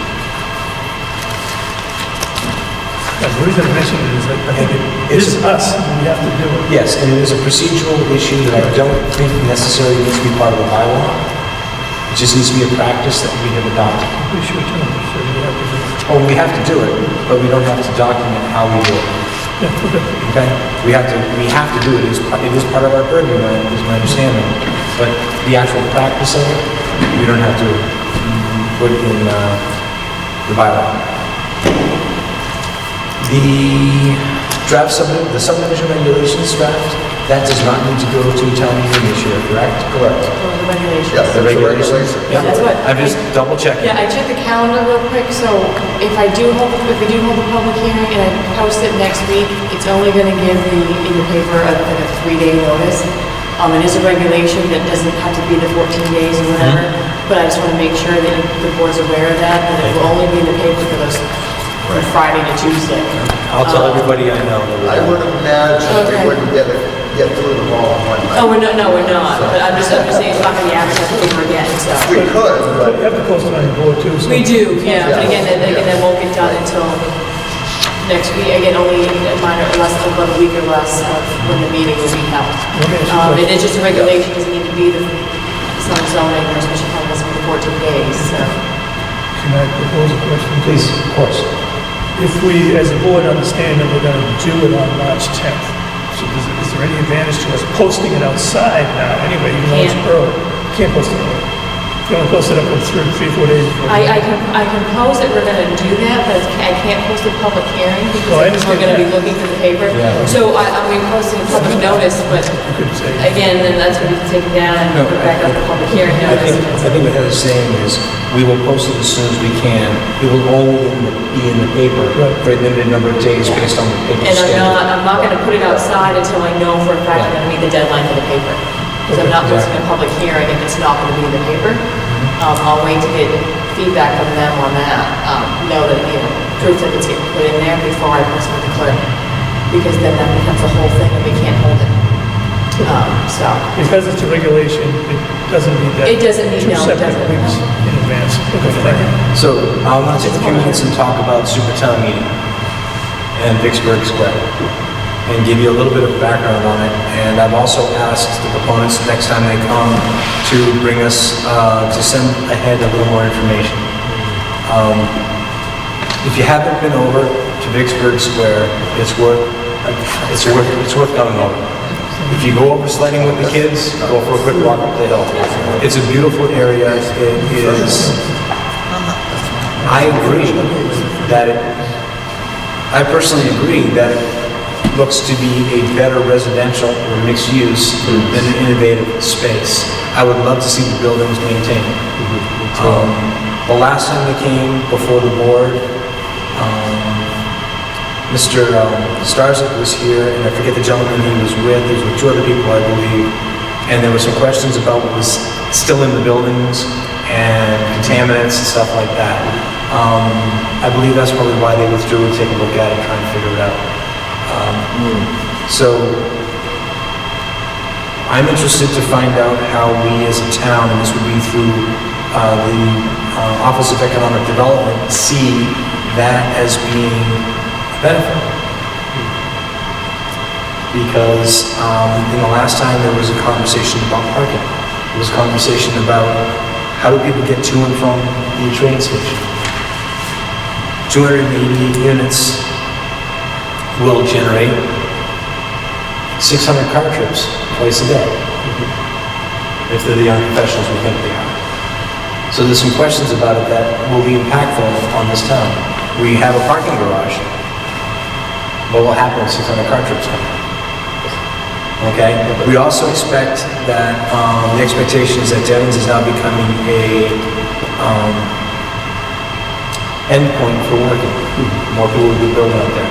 So Devens is really at an interesting place in our history. That being said, history of the Super Town Meeting, I was fascinated by that when I got to town. And it wasn't until very recently that all three towns were able to agree on a change in zoning. And ultimately, the bottom line in my mind was that a professional arts building was going to be put in, and it was going to allow for a doctor's and or dentist office in Shirley. For many, many years, if you were in Shirley and you needed a doctor, you had to go to the hospital. There's a dentist office in Shirley. Doctor, not dentist, excuse me.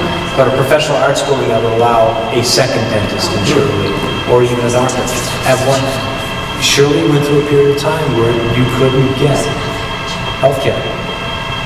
You relied upon an ambulance from Ayer or from Fishburne. So I think that's really what happened when Shirley and Ayer and Harvard fell in line and voted for it. And I think you could have knocked some people over with a feather. So we're starting to see a little bit more in the way of cooperation amongst the towns. Because I think there were a dozen super town meetings before that or something like that. There was super town meeting when they did the regionalization. Yeah, a whole bunch of stuff. I went to that one, both of them. There was multiple ones because Ayer Shirley was going to regionalize in Bloomberg, that failed, then it went to just Ayer Shirley. Exactly. So really what happens is it's a simultaneous town meeting. There's no communication between them. Same presentation happens at all three. We take up the questions as our own little island, if you will. Decide to vote it or not. And we can't find out. So, it's great. It's another time meeting. Anybody else have anything? Next on this is approved meeting minutes from February 11th. Do not have. I was going to say. I had 3 days No to worries. type them. Did you enjoy your vacation? I did. Good, thank you. I'm glad you had it. I'm glad. I totally forgot you were away. But thank you very much. Because Actually, the decision got wrote first. what's funny, Heather, is I got Mark's emails last week and I started looking for emails from you to get the pieces of the package. That's how well trained you'd be. So I'm going to recommend that we postpone the approval of the meetings from February 11th until our March 10th meeting. Makes sense. Okay? Mr. Chair, can I just go back to old business, new business? Sorry? Can I go back to old business? Yes, please. We did mention, I think Mark brought up a plan for the year at the close of 2019. We've talked, master plan to other changes. We're midway through this quarter. We've had a lot on our plate. I think that if we could have a strategy that each month or each quarter, this is what we're going to address. Some of them will be driven by town meetings or super town meetings, but those understandably seem to, they're off the agenda. So I appreciate that. And I have two responses. One, yes, we should do it. And the second is, and this is no secret to anybody, we have gone to town meeting many years in a row, asking them to help us along with the zoning.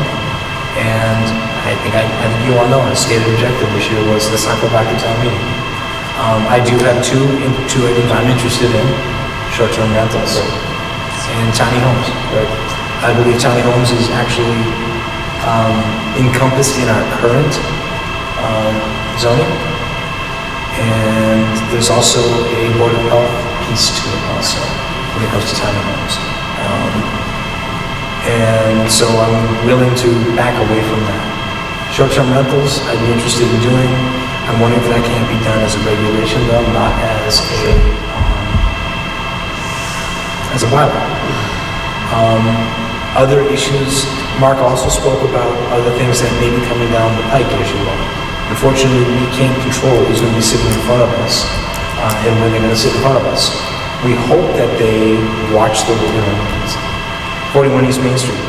If you've been reading the emails that went around, I'm glad we don't deliberate by email, but they have discovered that their timing doesn't work. And they're back to the drawing board. Doesn't mean we won't be open and listen. We won't be listen to them with open ears, but we've changed the zoning. So that one has to be done. Other projects that we know about, I know Mark had a whole list of projects at the beginning of the year. I'm not going to mention any of them right now, but we don't know if they're going to come up or not. That's my point, though, is to have a cadence of the urgent, doing the business of the town, and then also the planning. And then there's some 60-40, 80-20, but we intentionally are bringing those activities before the board. Absolutely. I think something that crosses across a couple of our different zoning. We saw it again this evening with 14 Washington Street. We saw it with the form-based code downtown. Parking requirements. Exactly. Parking requirements is something that,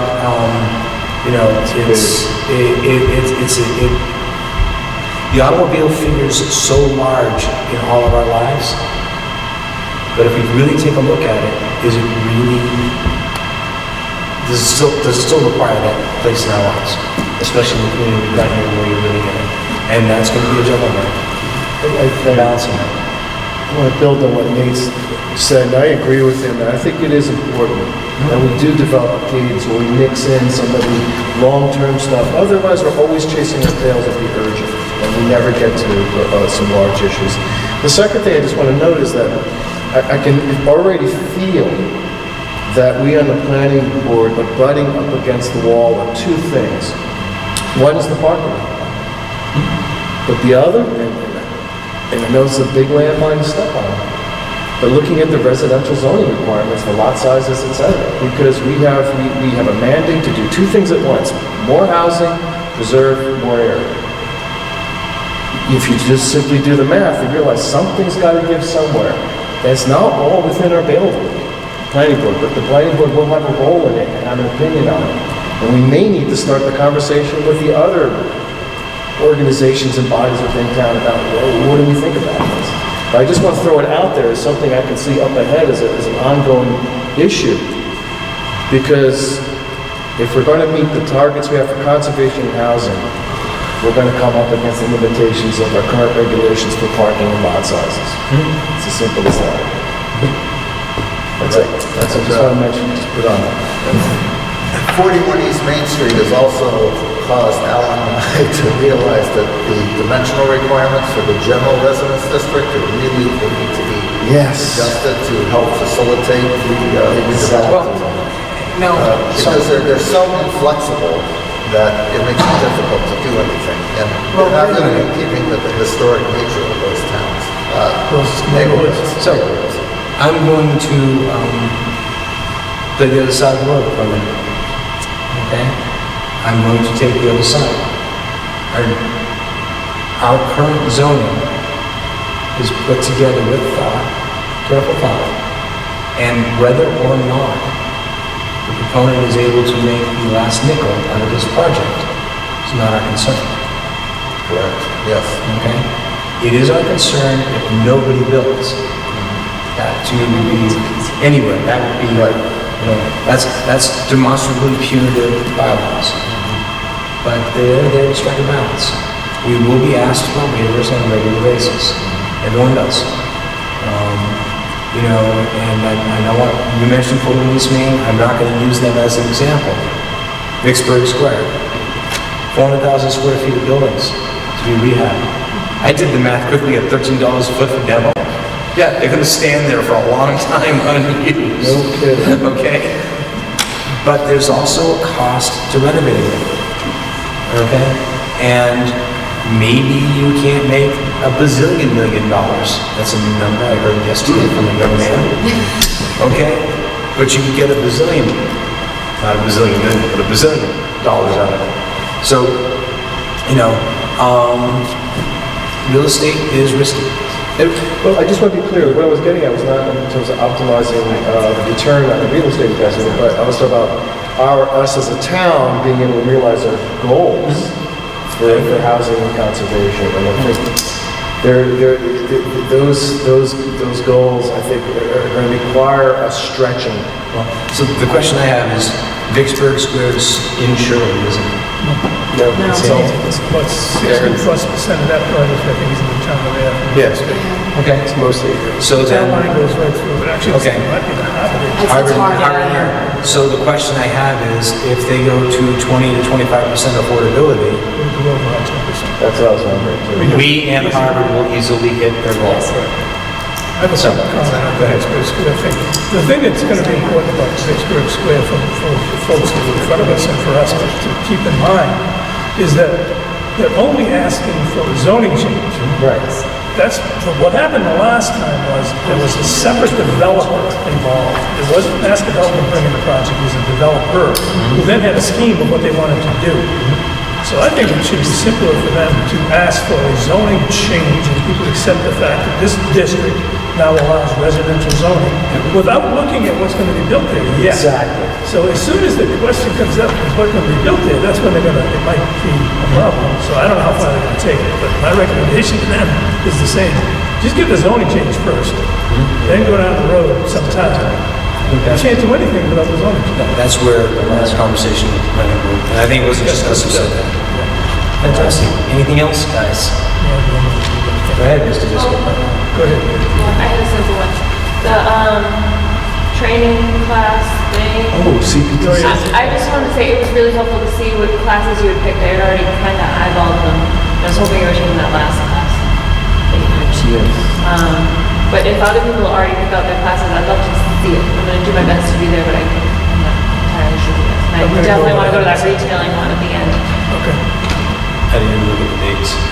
March 21st. Is it a Sunday? Saturday. Or is it a Saturday? Third Saturday. I have a wedding. It's always the third Saturday. Yeah, it looks like it's going to be a good one. I'm trying to think there's something on March 21st I've already got. I mean, I'll get, well, as far as the schedule, it's just, in our objectives that was brought up by Nathan, two of the things that were on there at the beginning of the year were downtown with Mr. Berry, and one with the former flag property. That's right. Do you know anything about the former flag property at all? They have to go back to the drawing board. Their initial sketch had way too many elements, compared to what the zoning allows to get back to.